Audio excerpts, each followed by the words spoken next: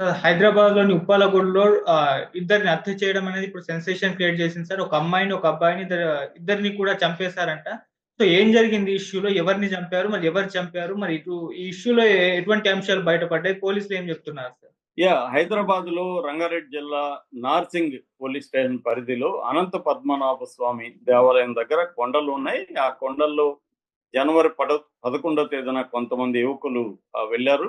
వెళ్తే వాళ్ళకొక dead body దొరికింది. ఆ డెడ్ బాడీ చూసి వాళ్ళు షాక్ అయ్యారు. ఇమ్మీడియేట్‌గా వాళ్ళు 100కి ఫోన్ చేసి పోలీసులకి ఇన్ఫార్మ్ చేశారు. దాంతో 100కి సంబంధించిన పోలీసులు వెళ్లారక్కడికి. వెళ్లి చూస్తే వాళ్ళకి ఒక యువకుడి డెడ్ బాడీ కనిపించింది. దాని తర్వాత వాళ్ళ పరిసరాల్ని పరిశీలిస్తే 60 అడుగుల దూరంలో ఇంకొక యువతి డెడ్ బాడీ కూడా కనిపించింది. ఆ అమ్మాయి మీద ఒంటి మీద బట్టలు లేవు.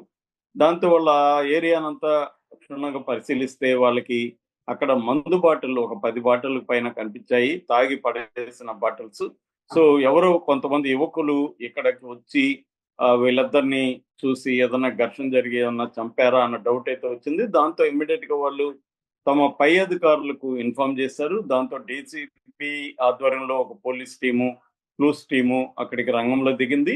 వా అక్కడ బైక్ గూడా ఒకటి టూ వీలర్ బైక్ కూడా దొరికింది. ఆ బైక్‌ని నంబర్ అదంతా పరిశీలించినాక ఆ బైకొచ్చి ఒక అబ్బాయి, ఆ అబ్బాయి పేరు అంకిత్ సాకేత్ అనే ఒక అబ్బాయిదని తెలిసింది. ఆ అంకిత్ సాకేత్ మధ్యప్రదేశ్‌కి చెందిన వ్యక్తి. ఇక్కడ నానక్రామ్‌గూడలో ఒక ఇంట్లో హౌస్ కీపర్‌గా పనిచేస్తున్నాడు.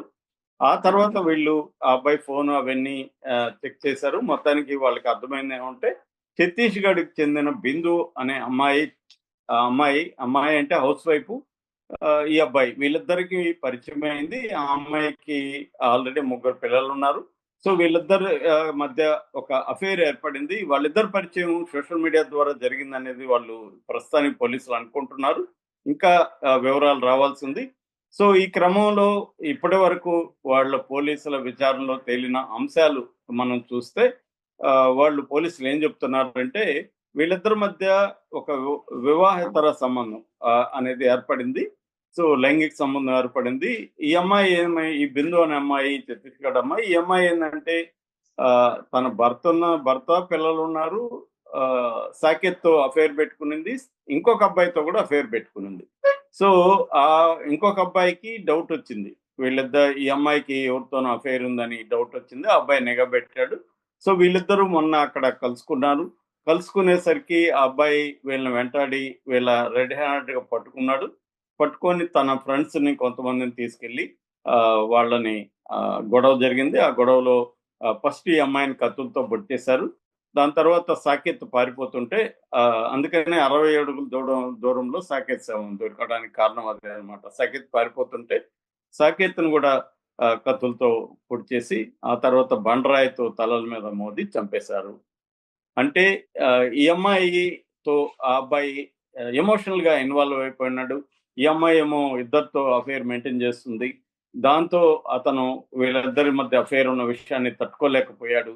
ఈ అమ్మాయి అబద్ధాలు చెప్పి అతన్ని నమ్మిచ్చింది. నేనే నిన్ను ప్రేమిస్తున్నాను. నువ్వే నా లోకం ఇవన్నీ నమ్మిచ్చింది. దాంతో ఆ అబ్బాయి సాకేత్‌తో అఫెయిర్ పెట్టుకోవడాన్ని సహించలేకపోయాడు. అందుకనే ఈ అమ్మాయిని నన్ను మోసం చేసి నన్నింత బాధ పెడతావా అని చెప్పి, ఆ కోపంతో అతను తట్టుకోలేక కోపంతో చంపేశాడు అనేది ఇప్పటి వరకు పోలీసులు చెప్తున్న ఇది. ఇంకా హంతకుల్ని పట్టుకునే కార్యక్రమంలో ఉన్నారు. కొన్ని బృందాల్ని నియమించారు. త్వరలోనే ఈరోజు రేపటి లోపల హంతకులను కూడా పట్టుకుంటామని చెప్తున్నారు. ప్రస్తుతానికైతే పోలీసులు చెప్తున్న స్టోరీ ఇది. దీనికి ఇంకా డీటెయిల్స్ చెప్పాల్సిన పరిస్థితి అయితే ఉంది. సో, ఆహ్, ఇంకా ఇన్వెస్టిగేషన్ జరుగుతోంది కాబట్టి ఆహ్, ఇన్వెస్టిగేషన్ పూర్తయిన తర్వాత మనకి తెలిసే అవకాశం ఉంది. అయితే ఆహ్, మామూలుగా నేను ప్రతి క్రైమ్ స్టోరీ చెప్పేటప్పుడు టేక్ అవే గురించి చెప్తుంటా. అంటే ఈ క్రైమ్ స్టోరీ నుంచి ఇవాల్టి యూత్ ఏం నేర్చుకోవాలి? ఎందుకంటే ఈ విపరీతంగా మల్టిపుల్ రిలేషన్‌షిప్స్ అనేవి సమాజంలో అమ్మాయిలు పెట్టుకుంటున్నారు, అబ్బాయిలు కూడా పెట్టుకుంటున్నారు. అమ్మాయిలు ఎందుకంటే ఒక మామూలు అదేదో సినిమాలో 'తొలి ప్రేమలోను' దేంట్లోనో అనుకుంటా. వేణుమాధవ్ డైలాగ్ ఉంటది. ఒక మామూలు అమ్మాయికి ఎంతమంది వెంటపడుతుంటారని. అప్పటికంటే ఇప్పటికి ఆ సినిమా వచ్చిన తర్వాత చాలా కాలం అయిపోయింది. ఇప్పటికైతే ఇంకా ఎక్కువనమాట. ఒక మామూలు అమ్మాయికి కనీసం 50 మంది ట్రై చేస్తుంటారు. సో అందులో ఈ అమ్మాయికి ఒక 5, 6 మంది గట్టిగా నచ్చే అవకాశం ఉంది. ఒకడికి డబ్బు బాగుండొచ్చు, ఒకడికి అధికారం ఉండొచ్చు, ఒకడు అందంగా ఉండొచ్చు, ఇంకోడు బాగా చూసుకోవచ్చు ఈ అమ్మాయిని. సో ఇలాగా ఈ అమ్మాయికి ఒకడితోనే ఎందుకుండాలి?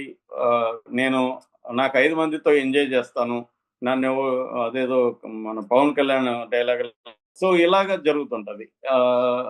కాకపోతే ఏందంటే ఇందులో ఎవరో ఒకరు ఎమోషనల్‌గా ఇన్వాల్వ్ అయిపోతారు. చాలా సార్లేందంటే మామూలుగా అనుకుంటారు గానీ ఫిజికల్‌గా ఎంజాయ్ చేద్దాం అనేది, సెక్స్ అనేది ఫిజికల్ విషయం కాదు. Actually sex lies in mind అనేది సైకాలజీ చెప్తున్నది. సో మైండ్ అన్నప్పుడు మైండ్‌లో ఎమోషన్స్ ఉంటాయి. సో ఎమోషనల్ అయిపోతారు. ఎమోషనల్‌గా అయిపోయినప్పుడు ఏమవుతుందంటే ఒక పొసెసివ్‌నెస్, ఫ్యూజన్ లవ్ అంటారు దాన్ని సైకాలజీలో. ఫ్యూజన్ లవ్ అంటే నువ్వు లేకుండా నేను ఉండలేననే కాన్సెప్ట్. అంటే ఇద్దరు దాన్ని ఫ్యూజన్ అంటారు.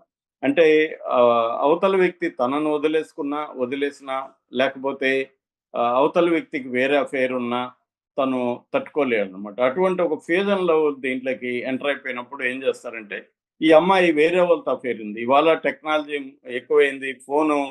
ఫోన్‌ని ట్రాక్ చేయడం ఈజీ. నేను చాలా సార్లు చెప్పాను. మనకి ఇప్పుడు ఒక గర్ల్ ఫ్రెండ్ ఫోన్ మన దగ్గర ఒక 10 నిమిషాలు ఉంటే, దాంట్లో మనం ఒక సాఫ్ట్‌వేర్ ఏసేయొచ్చు. అంటే కొన్ని సాఫ్ట్‌వేర్‌లు స్పైవేర్‌లు అంటారు వాటిని. ఈ స్పైవేర్‌లు అమ్ముతారు.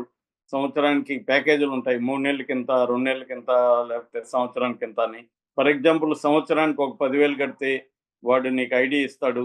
సో, ఆహ్, ఆ ఫో ఆహ్, దీన్ని యాప్‌ని ఆ అమ్మాయి ఫోన్‌లో మనం ఇన్‌స్టాల్ చేసేసి యాక్టివేట్ చేసేస్తే ఆ ఫోన్‌లో హిడెన్ మోడ్‌లో ఉంటది. స్టెల్త్ మోడ్ అంటారు. స్టెల్త్ మోడ్‌లో ఉండిపోతుంది. అసలు ఇన్‌స్టాల్ చేసినట్టు తెలీదు. ఆ యాప్ కూడా కనిపించదు. మనకి APK file for example Android అనుకుంటే ఏపీకే ఫైల్‌ని మనం డిలీట్ చేసేయొచ్చు. అట్లాగే ఆహ్, బ్రౌజర్‌లో కూడా హిస్టరీ డిలీట్ చేయొచ్చు. ఇవన్నీ కూడా వాడే చెప్తాడనమాట. నీట్‌గా గైడెన్స్ ఉంటదనమాట ఎలా చేయాలని. లేదు అది కూడా మన చేత కాదని వాడికి ఇంకొక 2, 3 వేలు ఎక్స్‌ట్రా కడితే వాడే ఇన్‌స్టాల్ చేస్తాడు. రిమోట్ నుంచి ఆ అమ్మాయి ఫోన్ మనం తీసుకొని వాడికి గాని చెప్పేస్తే వాడు ఇన్‌స్టాల్ చేసేస్తాడు నీట్‌గా రిమోట్‌లో.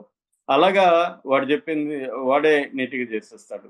అది కూడా ఒకసారి ఇన్‌స్టాల్ అయిపోయినాక నీకొక డాష్‌బోర్డ్ ఇస్తారు. ఆ అమ్మాయి ఎవరితో మాట్లాడుతుంది, ఫోన్ కాల్స్ అంతా రికార్డ్ అయిపోతాయి. తర్వాత ఎక్కడికి పోతుందో లొకేషన్ రికార్డ్ అవుతుంది. ఫోటోలు ఏమన్నా తీస్తే ఫోటోలొచ్చేస్తాయి. తర్వాత messages, text message, WhatsApp, Telegram అన్నీ ఫేస్‌బుక్కు, ఇన్‌స్టా ఎక్కడ ఎవరితో చాట్ చేసినా నీ దగ్గరికి చాట్ వచ్చేస్తది. తర్వాత సరౌండ్ సిస్టమ్. ఆ అమ్మాయి ఎవరితోనా మాట్లాడుతుంటే కూడా సరౌండ్ రికార్డింగ్ చేసుకోవచ్చు.